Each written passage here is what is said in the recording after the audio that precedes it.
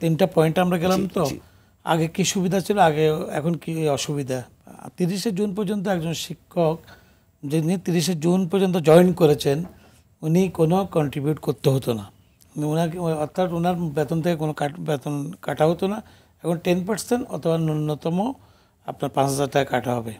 তারপরে ওই যে আমাদের সাইদ ভাই বলছে অত্যন্ত সুন্দরভাবে, আমরা 75 বছর পর্যন্ত আমার স্পাউস পেনশন পাবে। আমি যদি 75 বছর পর্যন্ত বেঁচে থাকি এরপর আমার স্পাউস আর কোনো পেনশন পাবে না। কিন্তু এখনকার বিদ্যমান স্কিমে 30শে জুনের আগে ছিল যে আপনার আমৃত্যু আপনি পেনশন পাবেন স্পাউস। তারপরে আমরা এককালীন আপনার যখন আমি রিটায়ার্ড করবো 81 লক্ষ টাকার মতো 80,70,000 টাকা হাতে পেতাম। কেউ হয়তো ফ্ল্যাট কিনতো, কেউ হয়তো বা আপনার মানে সঞ্চয়পত্র কিনতো, কেউ হয়তো ছেলে মেয়ে বিয়ে দিত, হজে যেত ইত্যাদি ইত্যাদি, বা ছেলে মেয়েকে বিদেশে পাঠাতো। সেটা কিন্তু আমরা কখনো পাবো না। তো এই যে ডিসক্রিমিনেশনটা আমাদের সাথে করা হলো। তারপর আপনারা দেখেন আরও আছে আমাদের বয়সসীমা প্রত্যেক স্কিমে বলা হলো 60 বছর। হঠাৎ করে আমরা যখন আন্দোলন করলাম 1 জুলাই পেনশন স্কিমের একজন লোক, উনি আমার সাথে টকশোতে ছিল, বললো যে না আমরা এটা একটা প্রেস নোট দিয়ে দিয়েছে যে এটা হলো যে না 65 বছর থাকবে। আমরা এক বিশ্ববিদ্যালয় থেকে আরেক বিশ্ববিদ্যালয়ে যখন যোগদান করব অথবা আমাদের যখন প্রমোশন হবে লেকচার থেকে অ্যাসিস্ট্যান্ট প্রফেসর, অ্যাসিস্ট্যান্ট প্রফেসর থেকে অ্যাসোসিয়েট প্রফেসর, অ্যাসোসিয়েট প্রফেসর থেকে প্রফেসর, সেখানে কিন্তু আপনার বলে যে নতুন চাকরি সব ওনারা আবার একটা কারেকশন করলো ওখানে, না এটা হলো যে এখন থেকে আমরা জব প্রোটেকশন দেবো, পে প্রোটেকশন দেবো। এই যে ধরেন ওনারা যে বিভিন্ন প্রেস নোটটা তো দেওয়ার দরকার ছিল না। আমরা এতদিন থেকে বুঝাচ্ছি, তখন ওনাদের তো বোধোদয় হয় নাই। আমরা যখন আন্দোলনে নেমে গেলাম 30শে জুন পর্যন্ত আমরা লাস্ট ওনাদেরকে আলটিমেটাম দিলাম যে আজকের মধ্যে আমাদের দাবি মেনে নিন, তাহলে আমরা নাহলে 1 জুলাই থেকে 30শে জুন পর্যন্ত আমরা কিন্তু পরীক্ষা বর্জন করি নাই। 1 জুলাই থেকে সর্বাত্মকভাবে আমরা 35টা বিশ্ববিদ্যালয় করেছি, পরে আরও 4টি বিশ্ববিদ্যালয় আসলো। গত পরশু থেকে জাতির জনক বঙ্গবন্ধু শেখ মুজিব মেডিকেল বিশ্ববিদ্যালয়ে যোগদান করেছে। এখন শিক্ষক কর্মকর্তা কর্মচারীরাও করছে, ওরা ওদের মতো করছে। কিন্তু এখন দেখা যাচ্ছে সবগুলো বিশ্ববিদ্যালয় একবারে, কারণ প্রশাসনিক ভবনে কাজ করছে কারা, আমাদের কর্মকর্তারা কর্মচারীরা। আমরা শিক্ষকরা ক্লাসে যাচ্ছি বা আমাদের রুম আছে, সেখানেও তো ওদের সহযোগিতা লাগে। এখন এই যে যেন একাকার হয়ে গেল, কিন্তু আমাদের সাথে তো আলোচনা করে আমরা স্টেক হোল্ডার হিসাবে তো আমাদেরকে ডাকা উচিত ছিল যে আমরা এই প্রত্যেক স্কিম করছি, আপনারা আসেন।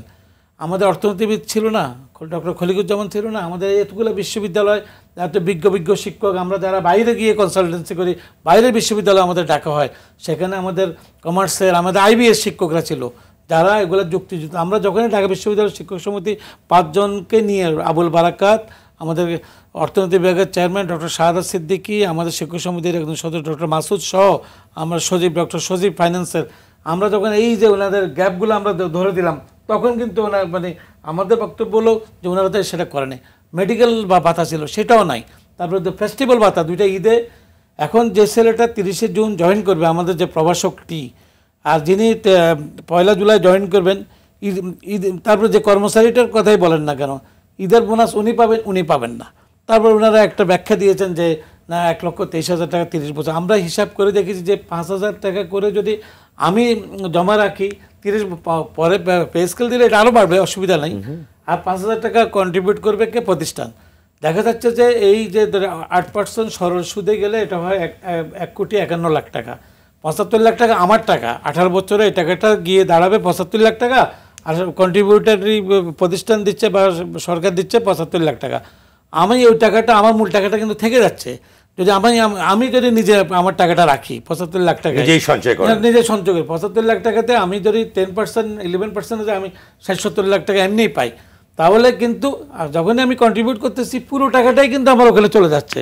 আমাকে যোগফল করে আমি 1,23,000 টাকা পাচ্ছি। তো এই যে ধরেন ওনারা আমাদের সাথে আলোচনা করলে, আর একটা জিনিস, আপনি যখন নতুন একটা স্কিম করবেন তখন তো আপনি আমার স্টেক হোল্ডার হিসাবে আমাদের সাথে বসবেন না। পৃথিবীর অনেক দেশে আমি অনেক সময় এক্সাম্পলটা দিয়ে দেখছি যে মার্কিন যুক্তরাষ্ট্রে ক্লিন্টন যখন ক্ষমতায় এসেছেন তখন অর্থনীতির অবস্থা এত খারাপ ছিল, উনি 10 জন একজন কমিটি করেছেন, আমরা 8 জনের শিক্ষাবিদ ছিল, অর্থনীতিবিদদেরকে ডেকে এনে তারপর প্রশাসনের 2 জনকে নিয়ে 6 মাস সময় দিয়েছে যে আপনারা একটা প্রতিবেদন দেন।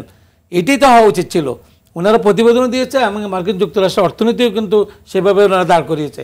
আমাদের এখানে যখনই বিশ্ববিদ্যালয়ের শিক্ষকদের জন্য, তারপরে উনি আমাদের মাননীয় অর্থমন্ত্রী যে কথাটি বলেছেন, আপনি একটু আগে বলেছেন, উনি একজন শিক্ষক ছিলেন, উনি ঢাকা বিশ্ববিদ্যালয়ের অর্থনীতি বিভাগের শিক্ষক ছিলেন, এমনকি ওনার শিক্ষকতা জীবন আরম্ভ হয়েছে ঢাকা বিশ্ববিদ্যালয় দিয়ে, পরে ফরেন সার্ভিসে গেল, ওয়ার্ল্ড ব্যাংকে জব করেছে, আমি ওনাকে রেসপেক্ট করি। ওনাকে সরকারের ভিতরে একটা গ্রুপ যারা মানে আমলাতন্ত্র কায়েম করতে চায়, এমনকি যারা রাজতন্ত্র কায়েম করতে চায়, তারাই ওনাকে বুঝিয়েছে যে শিক্ষকরা আর এমনভাবে কথাবার্তা বলে, এটা খুব দুঃখজনক।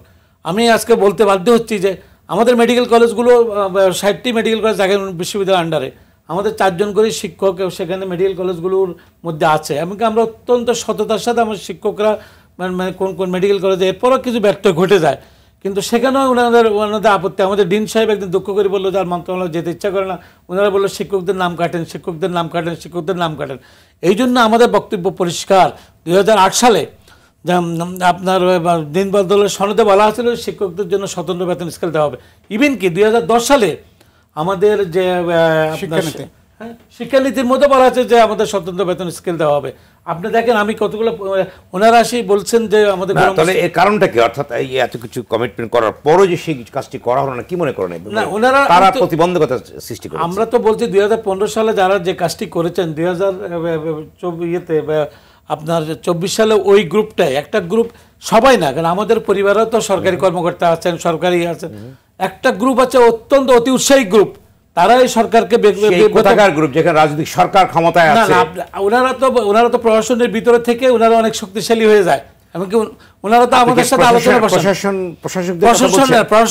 প্রশাসনের ভিতরে একটা গ্রুপ, আমি তো নাম বলতে চাই না, অর্থাৎ আমাদের ভিতরে একটা গ্রুপ। জি জি জি, ওনারা এই কাজটি করেছেন। সবাই তো রাজনীতিবিদরা কি করেন? সরকার তো রাজনৈতিক সরকার না, রাজনৈতিক সরকার। এখন ওনারা এত প্রভাবশালী হয়েছেন। আমাদের মাননীয় প্রধানমন্ত্রী যখন 2015 সালে আমাদের সাথে আলোচনা করেছেন, তখনও যে পরিস্থিতি ক্রিয়েট হয়েছে, আমরা এই জন্য সেদিকে আমরা যেতে চাই না। আমরা চাচ্ছি যে শিলং, আপনি দেখেন পৃথিবীর উন্নত দেশও যান, অনুন্নত দেশ, উগান্ডা বলেন, আপনার ইয়েতে বলেন, সেগুলো দেশগুলোতেও কিন্তু দেখা যাচ্ছে, ব্রাজিলে বলেন, সে সমস্ত দেশেও কিন্তু আপনার ইথিওপিয়া বলেন, সেখানেও কিন্তু স্বাধীন শিক্ষা কমিশন আছে, শিক্ষানীতি আছে, স্বতন্ত্র বেতন স্কেল আছে। আপনার শ্রীলঙ্কাতে যান, আমাদের একজন শিক্ষক আমাদের থেকে ডাবল বেতন পাচ্ছে। ওনারা বলছে ভারতে কন্ট্রিবিউটর পেনশন, আমরা ঠিক আছে ভারতে আছে, ভারতের শিক্ষকদের বেতন কত? এই যে আমি তো ভারতের একজন অ্যাসোসিয়েট প্রফেসর প্রায় $1,600, আর আমরা পাই $426। তাহলে দেখেন 4 গুণ। তারপরে আদার ফ্যাসিলিটিস তারা কত পাচ্ছে?